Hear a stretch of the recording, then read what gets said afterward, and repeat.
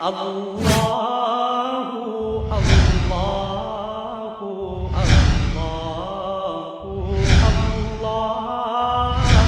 اللہ اللہ اللہ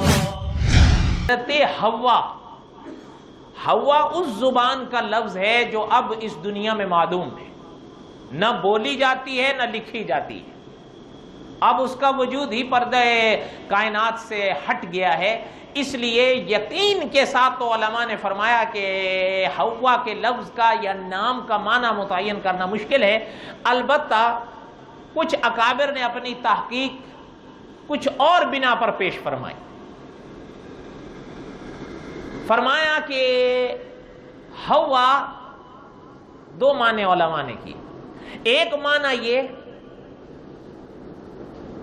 کہ حوا یہ لفظ علماء فرماتے ہیں کہ حیٌ سے بنا ہے،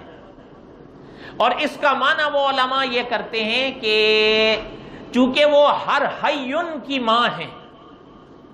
اس لیے حوا کہلائیں کہ آپ اور ہم سے پہلے یا قیامت تک آنے والے جو لوگ ہیں ان کے اندر زندگی ہوگی جب تک اللہ چاہیں گے، تو چونکہ ہر زندگی رکھنے والے انسان کی وہ ماں ہیں تو اس لیے وہ حوا کہلائیں۔ اور دوسرے علماء نے فرمایا کہ ایک اور معنی ان علماء نے فرمایا، وہ فرماتے ہیں کہ چونکہ حضرت حوا حضرت آدم، چونکہ حضرت آدم زندہ تھے اور ایک حیٌ سے حضرت حوا کا جنم ہوا تھا، اس لیے وہ حوا کہلائیں کہ حضرت آدم کے اندر زندگی تھی۔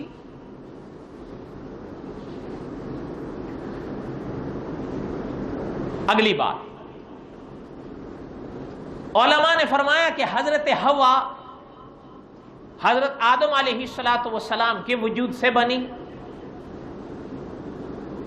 ایک تو وہ بڑا مشہور معنی ہے حضرت حوا کی تخلیق کا جو عام فہم ہے، کہ آپ نے بھی سنا ہوگا، جیسے ابھی ہم نے پڑھا کہ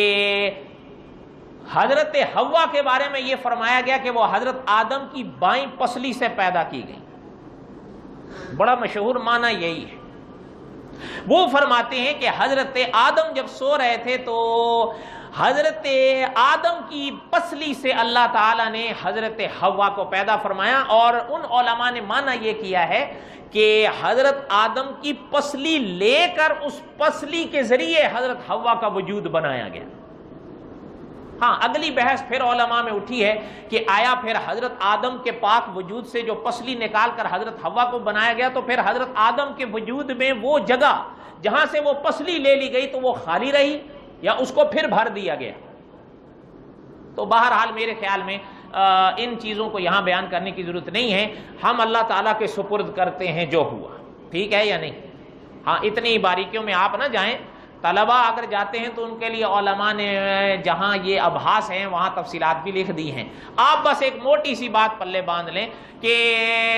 اللہ تعالیٰ کے سپرد کرتے ہیں، اللہ بہتر جانتے ہیں کہ کیا ماجرا وہاں پیش آیا، اور ہمارے اکابرین میں سے علماء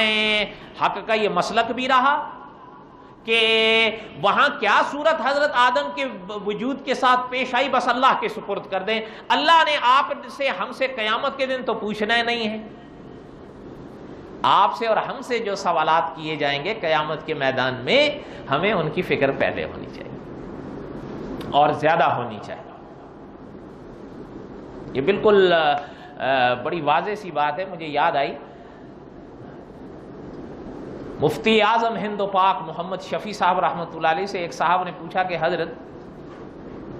یہ یزید کی نجات ہو جائے گی؟ حضرت نے فرمایا مجھے اپنی فکر پڑی ہوئی ہے، پتہ نہیں میری ہوگی کہ نہیں، تمہیں یزید کی فکر پڑی ہوئی ہے۔ اور یہ ماجرا آج بھی چل رہا ہے۔ اچھا، میں آپ سے ایک سچی بات سمجھوتے کی بتائیں، آپ کو اور ہمیں یزید کی زیادہ فکر کرنی چاہیے یا اپنی کرنی چاہیے؟ أنا العبد الذي كسب الذنوب وصدته الأماني أن يتوب